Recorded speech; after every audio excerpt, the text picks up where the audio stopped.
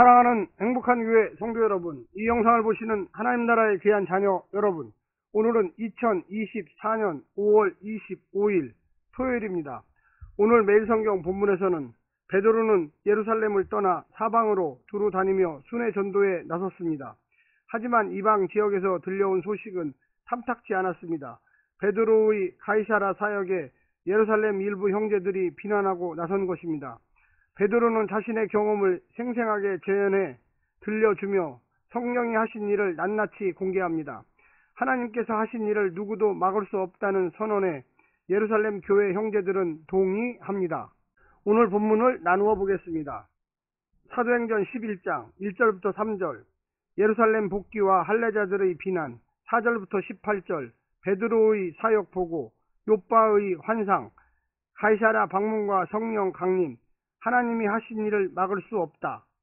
오늘 본문 사도행전 11장 1절부터 18절 말씀을 듣고 다시 오겠습니다.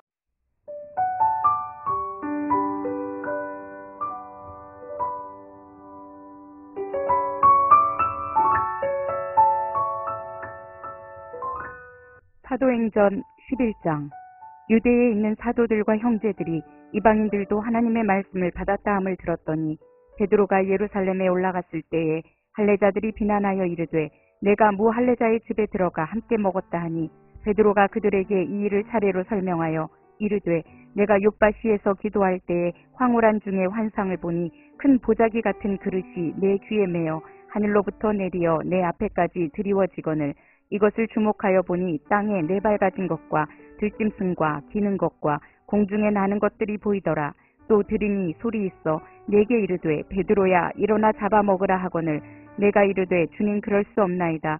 속되거나 깨끗하지 아니한 것은 결코 내 입에 들어간 일이 없나이다 하니 또 하늘로부터 두 번째 소리 있어 내게 이르되 하나님이 깨끗하게 하신 것을 내가 속되다고 하지 말라 하더라.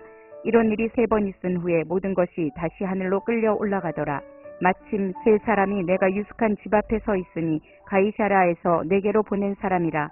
성령이 내게 명하사 아무 의심 말고 함께 가라 하시매 이 6 형제도 나와 함께 가서 그 사람의 집에 들어가니 그가 우리에게 말하기를 천사가 내 집에 서서 말하되 내가 사람을 욥바에 보내어 베드로라 하는 시몬을 청하라.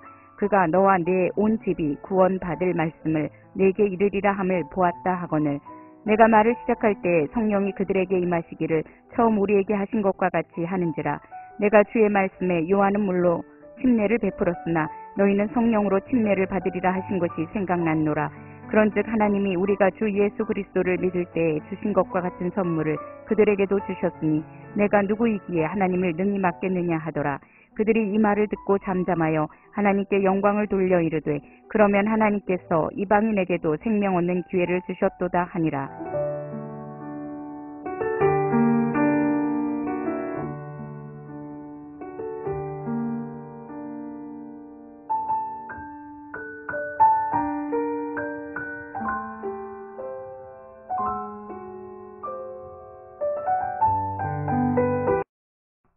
본 단락은 고넬료 사건에 대한 예루살렘 교회의 입장을 다룹니다. 베드로의 경험이 반복적으로 진술되지만 단순 반복이 아니라 설득을 목적으로 하는 생생한 진술로 재탄생하고 있습니다. 이방인 고넬료와 그의 집사람들이 처음으로 성령 받은 사건은 교회사적 마일스톤으로 자리매깁니다. 예루살렘 교회도 일단 성령의 일하심을 환영하지만 이방인을 한 형제요 공동체로 인정하고 품은 과정은 훨씬 더 오랜 해산의 고통을 요구하고 있습니다. 15장에서 한 번의 매듭이 지어질 테지만 바울의 이방 사역 내내 심각하게 대두될 것입니다. 오늘 본문을 세 부분으로 나누어 자세히 설명드리겠습니다. 첫 번째, 거듭나지 못한 신념. 고넬료를 비롯한 이방인들이 성령을 받은 것에 대한 소문이 유대 지역의 성도들에게 전해집니다. 누가는 성령 대신 말씀을 받았다는 표현으로 말씀을 통한 회심이 사건의 본질임을 부각합니다. 유대 그리스도인들은 무할례자의 집에 들어가 함께 먹은 것을 들어 베드로를 비난합니다. 수백 년 동안 지켜온 관습이 한순간 바뀔 수는 없었을 것입니다. 하지만 말씀을 받은 사실을 주목하기보다 음식에 관한 율례를 앞세우는 모습은 우려스럽습니다. 복음으로 교회를 세움에 있어 잠재된 위협을 보여주기 때문입니다. 확고하다 생각되는 신념까지도 복음 안에서 거듭나지 않으면 교회를 위협하는 요소가 될 수가 있습니다. 두 번째는 온유하고 상세한 설명. 비난을 접하게 된 베드로는 자신에게 일어난 일들을 순서대로 소상히 설명합니다. 고넬료의 환상 이야기부터 자신이 본 환상, 고넬료의 집을 방문하게 된 경위와 말씀을 전할 때 나타난 현상에 이르기까지 빠짐없이 진술하고 있습니다. 그의 태도는 고압적이거나 권위적인 모습이 보이지 않습니다. 어떻게든 유대 그리스도인 형제들의 시각을 교정하고 설득하려는 애씀이 엿보입니다. 동시에 성령께서 주도하신 일을 부인할 수 없다는 단호함과 이해받지 못할지라도 복음의 가르침을 따라 행하겠다는 굳은 의지가 담겨 있습니다. 복음을 전하려는 자는 온유함과 더불어 흔들리지 않은 확신을 겸비할 수 있어야만 합니다. 마지막 세 번째는 정직하고 겸허한 인정.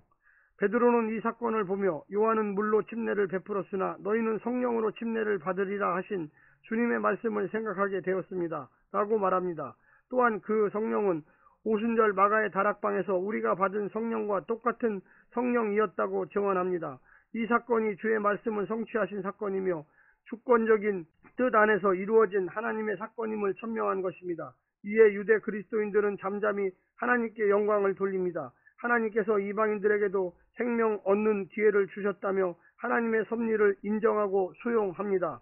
복음의 진리에 따른 통찰과 진솔한 설명, 정직하게 겸허한 자세로 인정하는 수용이 공동체를 성숙한 공동체로 만듭니다. 사랑하는 성도 여러분, 오늘 하루도 승리하시고요. 하나님의 놀라운 은혜와 축복이 늘 함께 하시기를 간절히 부탁드립니다. 샬롬.